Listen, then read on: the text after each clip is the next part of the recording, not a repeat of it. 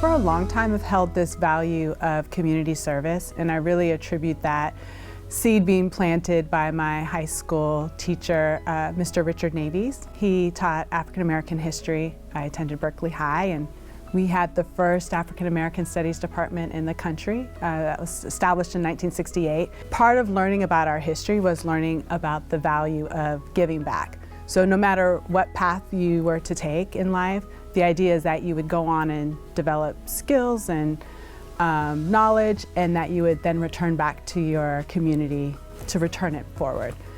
And I think for me, one belief that I hold is a desire to always align my actions with this idea that everyone should have the potential and opportunity to live out their dreams and to give their gifts.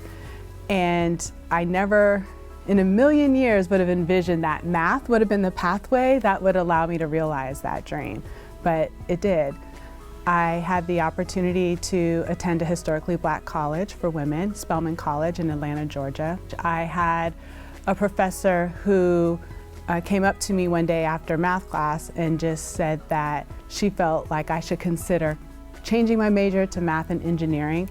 That was the start of really learning about just the power of mathematics and what it could do to not transform only my life, but the lives of others. I loved mathematics. I loved the beauty of it. I loved being able to think about things in such a theoretical way, and it was like this other language. And I had a part of me that was really committed to social justice, to wanting to make an impact in our communities, and I felt like I could best do that using my math skills, but in other environments in which maybe people wouldn't think about. So I had the opportunity to work in local government and public health. I've worked in higher education and also workforce development. One accomplishment that I'm really proud of is that I had the opportunity to work with a group of friends who were also fellow mathematicians and some of my former professors to create a national conference called the Infinite Possibilities Conference.